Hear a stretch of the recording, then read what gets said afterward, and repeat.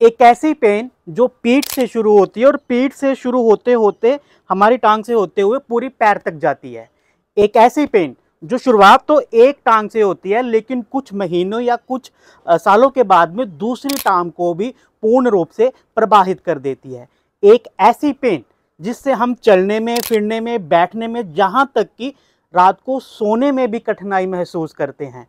जी हाँ दोस्तों, मैं बात कर रहा हूँ शाटिक पेन की, यानी कि शाटिका की, जिसे हम आम भाषा में रिंगड़बाई भी कहते हैं। तो आज हम बात करेंगे कि ये क्यों होती है, क्या इसके लक्षण होते हैं, क्या इसका समाधान है, पंचकर्म में हम क्या कर सकते हैं, ऐसा कौन सा खान पीन है जिसके साथ में इस बीमारी पे हम पूर्ण समाधान पा सकते हैं। तो बने रहिएगा इस एपिसोड के अंत तक। तो दोस्तों, अगर आपने हमारे चैनल को अभी तक सब्सक्राइब नहीं करा है तो उसे सब्सक्राइब कर लीजिएगा, क्योंकि रोज़ हम आपके लिए हेल्थ से रिलेटेड जुड़ी हुई अपडेट्स और वीडियोस लाते रहेंगे। तो दोस्तों, हम बात करें शाटिका की, तो शाटिका मुख्य रूप से दो तरह की होती है।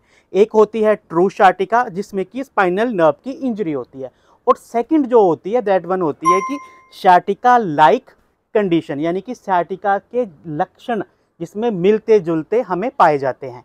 तो लक्षणों की अगर मैं बात करूं तो जैसे कि मैंने पहले ही बताया कि पेन होती है, दर्द होती है, और ये दर्द जो होती है पीठ से शुरू होकर पैरों तक जाती है।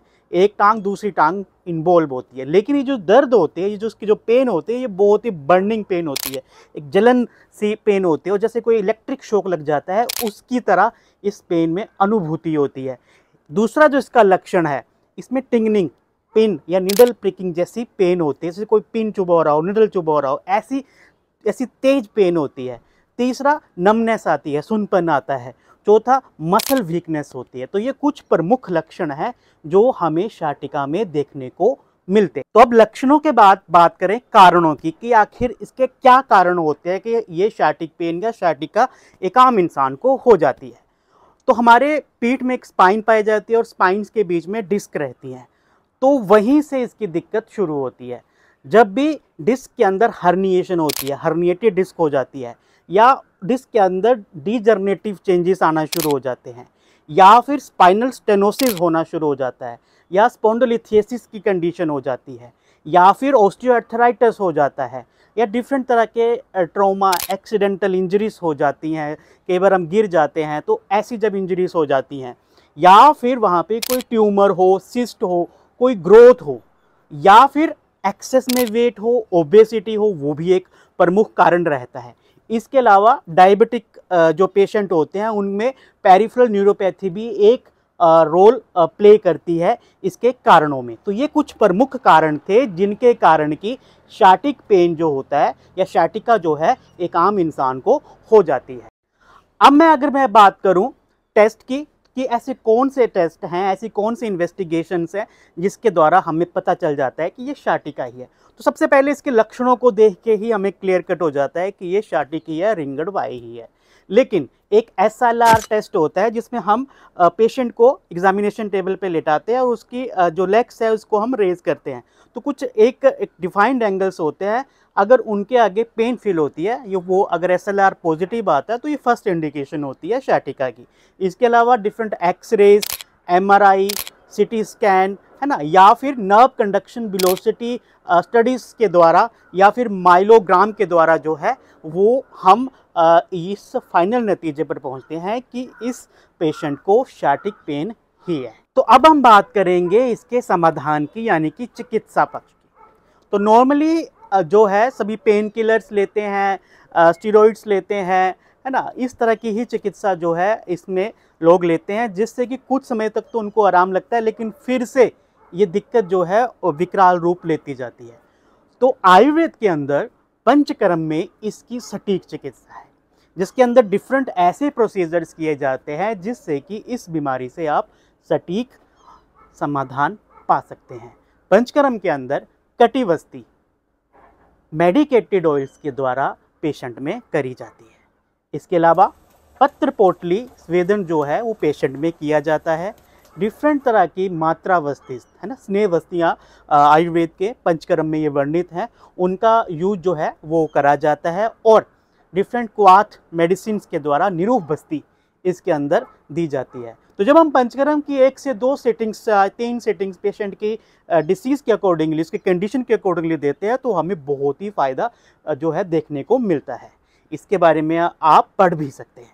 इसके अलावा पंचकर्म के बाद में कुछ शमन चिकित्सा, कुछ मेडिसिन्स जो होती हैं, शमन औषधियाँ जो होती हैं चिकित्सक के द्वारा, आयुर्वेदिक चिकित्सक के द्वारा दी जाती हैं। कुछ काढ़े दिए जाते हैं, कुछ मेडिसिन्स हैं, कुछ आसवरिष्ठ जो होती हैं वो पेशेंट को दिए जाते हैं। और अगर बहुत ज़्यादा दिक्कत हो, कुछ रस औषधियाँ जो हैं पेशेंट को उसकी कंडीशन के हिसाब से दी जाती हैं। तो अब मैं बात करूँ योगासन की, तो ऐसे कौन कौन से योगासन है जिसमें इस शाटिक पेन में लाभ रहता है। तो बालासन, बालासन का बहुत ही फायदा होता है।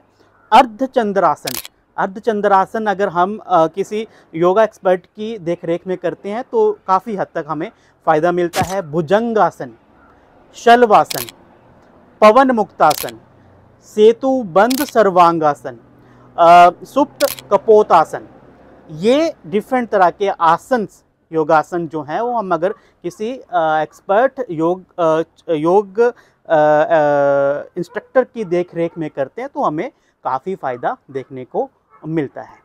खाने की अगर मैं बात करूं तो ऐसी कौन सी चीज़ें हैं जिनको हमें बिल्कुल भी यूज़ नहीं करना है। तो इसमें वातवर्धक आहार, जितनी भी वात को बढ़ाने वाली चीज़ें हैं उनको हमें बिल्कुल अवॉइड कर देना चाहिए।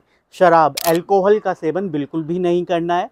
जितने भी पैक्ड और प्रोसेस्ड फूड हैं उनका हमें सेवन यहाँ पे नहीं करना है। इसके अलावा शुगर हुआ, चीनी का, है ना, सफ़ेद चीनी जो होती है, मैदा हुआ, मिठाई हुई, एनर्जी ड्रिंक्स आजकल मार्केट में अवेलेबल हैं, उनका हमें यूज़ नहीं करना है। डेयरी प्रोडक्ट्स हुए, बेकरी प्रोडक्ट्स, केक, पेस्ट्रीज़, है ना, पैटीज़, इनको हमने अवॉइड करना है। तो क्या लें?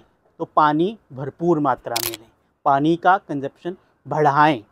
फाइबर युक्त आहार लेना है ना, फाइबर जितो भी आप खाना लें उसके अंदर फाइबर ज़्यादा होना चाहिए। हरे पत्तेदार सब्जियों का यूज़ करना है खाने में। प्याज, अदरक ना, लहसुन, हल्दी, इनका यूज़ जो है करेंगे तो आपको निसंदेह फ़ायदा होगा। इसके अलावा आपके आहार में ओमेगा 3 फैटी एसिड्स जो है वो प्रचुर मात्रा में होने चाहिए। विटामिन B12 जो है आपके आहार में होना चाहिए। मैग्नीशियम जो है वो आपके आहार में होना चाहिए। तो अगर आप शाटिका जैसी बीमारी से ग्रसित है और जगह जगह से परेशान हो गए हैं तो आप नीचे दिए हुए नंबर पर इस बीमारी की चिकित्सा और इस बीमारी के बारे में पूर्ण जानकारी ले सकते हैं। तो दोस्तों, उम्मीद रखता हूँ आपको ये वीडियो पसंद आई होगी।